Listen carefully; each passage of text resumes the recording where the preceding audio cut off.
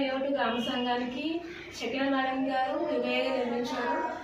అప్పటి నుండి ఇప్పటి వరకు కూడా ఒక నెల జీతం కూడా నాకు అందజేయలేదు. 16 నెలలుగా నేను పనిచేస్తున్నాను, కానీ ఇప్పటి వరకు నాకు జీతం అందజేయలేదు. గత ఏపీఎం మేడం ఉన్నప్పుడు అడిగాము, తర్వాత ఇప్పుడు ఏపీఎం సార్ని అడిగాము, శ్రీధర్ సార్ని, తర్వాత ఇప్పుడు కౌలు గారు వచ్చారు, వాళ్ళని అడిగాము. ఫోన్ చేసి మాట్లాడినా, సార్ నేను వర్క్ చేస్తున్నాను, నాకు జీతం పట్టలేదు అనేసి అడిగిన సార్ కూడా రెస్పాన్స్ అయ్యేవారు కాదు. చెక్ చేస్తే 5 నెలల జీతం పడింది, ఇప్పటివరకు నాకు అందజేయలేదు. నాకు ఇద్దరు ట్విన్స్. నేను గర్భంతో ఉన్నప్పుడు కూడా ఆన్లైన్ వర్క్స్, తర్వాత రివ్యూ మీటింగ్ అటెండ్ అవ్వడం జరిగింది, కానీ ఇప్పటివరకు నాకు ఎటువంటి సహకారం అందలేదు. ఇవన్నీ కూడా నేను చెప్తున్నానంటే నాకు అవసరం ఉంది కాబట్టి నాకు కూడా వృత్తి కావాలి, నేను కూడా జాబ్ చేయాలని ఆశతోనే చెప్తున్నాను. యువతకు ఇంతకుముందు పోస్పిల్ కృపానామం చేసేది, తను ఫ్రాడ్ చేసి 27 లక్షలు తినేసిందంట. తర్వాత మేడం ఆమె తొలగించి ఆమె పెట్టడం జరిగింది, కానీ అప్పటి నుండి ఇప్పటి వరకు కూడా నాకు శాలరీ కూడా అందజేయలేదు. దీని గురించి పీడీ మేడం గారికి ఇన్ఫర్మేషన్ ఇవ్వడము, ఆమెకి లెటర్ ఇవ్వడం కూడా జరిగింది. అప్పుడు నాకు 7th మంత్ ఆమె చెప్పినా సరే సార్ ఏమాత్రం రియాక్ట్ అవ్వలేదు.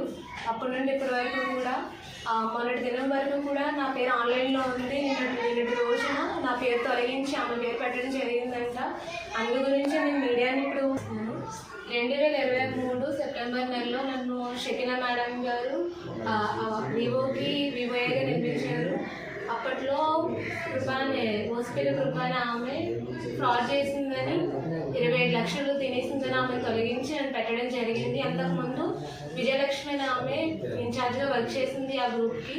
అప్పటి నుండి ఇప్పటి వరకు కూడా ఆన్లైన్ డేటాస్ మొత్తం అని నేనే చేస్తున్నాను. మొబైల్ బుక్ కీపింగ్ కానీ, వీపీఆర్పీ సర్వే కానీ, ఎస్హెచ్జి ప్రొఫైల్ కానీ, లోకస్ డేటా కానీ మొత్తం అంతా నేనే చేశాను. అన్ని చేసినా సరే అప్పటి నుండి ఇప్పటి వరకు నాకు జీతం అందజేయలేదు. ఆన్లైన్లో చెక్ చేస్తేనేమో 5 నెలల జీతం పడిందనేమో అని అధికారులు చెప్పారు. లేదు, అది కాకుండా నాకు తెలియకుండానే నన్ను తొలగించడం జరిగింది. ఇప్పటి వరకు ఆన్లైన్లో నా పేరు మళ్ళీ తొలగించి నిన్నటి దినాన ఆమె పేరు యాడ్ చేశారంట. అసలు ఎందుకు నన్ను తీసారనే కారణం కూడా లేకుండా తీశారు. నేను అన్ని డేటాస్ చేసినా, అన్ని వర్క్స్ చేసినా అసలు నాకు ఏ ఇన్ఫర్మేషన్ ఇవ్వకుండానే నన్ను తొలగించి మళ్ళీ ఆమె పేరు ఆన్లైన్లో పెట్టడం జరిగింది. దీనివల్ల నేను మీడియాని కోరుకుంటున్నాను.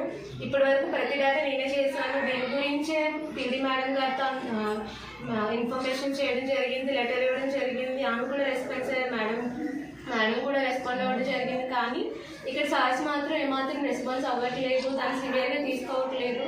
మళ్ళీ ఆమెను పెట్టడం వల్ల నా వృత్తి పోతుంది. నాకు ఇద్దరు ట్విన్స్, నేను పోషింపబడాలి కదా నా కుటుంబం కూడా.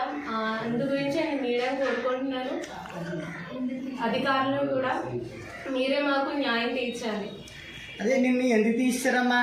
ఏపీఎం గారు వచ్చారు, ఎవరు తీస్తారు? స్టార్టింగ్ అయితే షకీనా మేడం గారు నన్ను పెట్టడం జరిగింది.